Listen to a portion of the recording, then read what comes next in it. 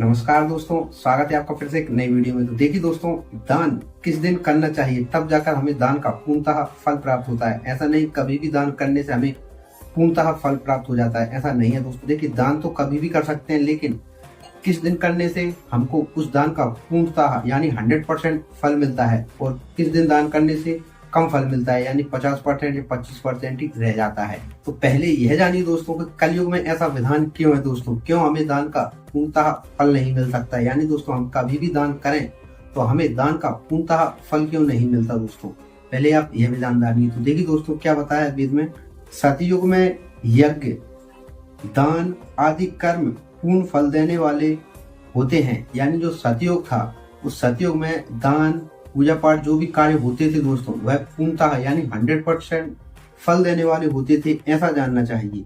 त्रेता युग में उसका 3/4 फल मिलता है, यानी त्रेता युग में और कम होगा 3/4, यानी दोस्तों मान लीजिए 75% फल मिलता था कोई भी दान पुण्य हवन पूजा पाठ का। द्वापर में सदा आधे ही फल की प्राप्ति कही गई है, यानी दोस्तों द्वापर युग में आधा यानी दोस्तों दूसरा भाग, यानी यह मान लीजिए दोस्तों 50% फल मिलता था कोई भी धर्म कार्य, पूजा हवन, यज्ञ या कोई भी व्रत अनुष्ठान का। ठीक है, कलयुग में 1/4 की फल की प्राप्ति समझनी चाहिए दोस्तों। कलयुग में 1/4 फल की प्राप्ति होती है। कोई भी धर्म कार्य कीजिए, व्रत कीजिए, यज्ञ अनुष्ठान कीजिए, कोई भी आप सत्कर्म करते हैं कलयुग में, तो उसका दोस्तों आपको 1/4 फल मिलता है, यानी दोस्तों 25%। जैसे मान लीजिए दोस्तों, आपने किसी को दान दिया, 1 रुपए का दान दे दिया, तो उसका दान का दोस्तों आपको 100% फल नहीं मिलेगा दोस्तों। कलयुग में दान का आपको 25% ही फल मिलता है। इसी कारण के अनुसार दोस्तों यह दिन बताए गए हैं। इन दिनों में अगर आप दान करते हैं और इन स्थानों पर दान करते हैं, तो आपको उस दान का पूर्णतः यानी 100% फल मिलेगा दोस्तों, अन्यथा आपको 25% ही फल मिलता है। और आधा कलयुग बीतने पर उस फल में भी चतुर्यश कम हो जाता है, यानी दोस्तों जब आधा कलयुग बीत जाएगा तो 25% में से और भी कम हो जाएगा दोस्तों। इतना कम रह जाएगा कोई भी धर्म कार्य का फल दोस्तों, 25% में से और भी कम घट जाएगा दोस्तों। इसीलिए दोस्तों यह स्थान बताए गए हैं, यह दिन बताए गए हैं, यह नक्षत्र बताए गए हैं दोस्तों।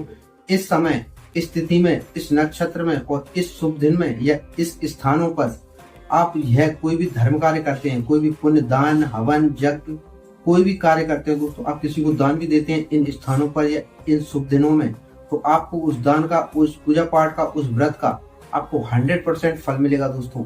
इसीलिए दोस्तों यह स्थान और यह दिन बताए गए हैं। तो देखिए दोस्तों, जानकारी बहुत इंटरेस्टिंग है, तो वीडियो को पूरा देखिए दोस्तों। और वीडियो पूरा देखने के बाद अगर वीडियो अच्छा लग जाए तो वीडियो को लाइक अवश्य कर देना दोस्तों। और ऐसे ही सत्य जानकारी के लिए दोस्तों मेरे इस चैनल को भी सब्सक्राइब अवश्य कर लेना। तो चलिए दोस्तों, जानते हैं कि आखिर वह शुभ दिन, शुभ तिथि, शुभ नक्षत्र क्या है दोस्तों।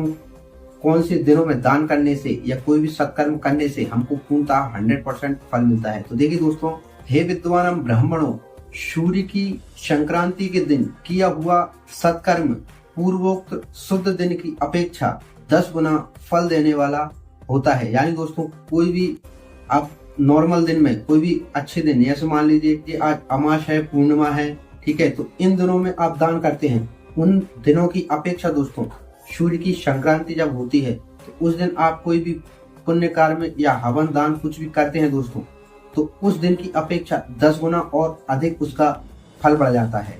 उससे भी 10 गुना अधिक मकर संक्रांति में, और उससे भी 10 गुना अधिक चंद्र ग्रहण में किया हुआ पुण्य का महत्व है। यानी दोस्तों और 10 गुना अधिक बढ़ जाता है मकर संक्रांति में, और उससे भी 10 गुना हो जाएगा।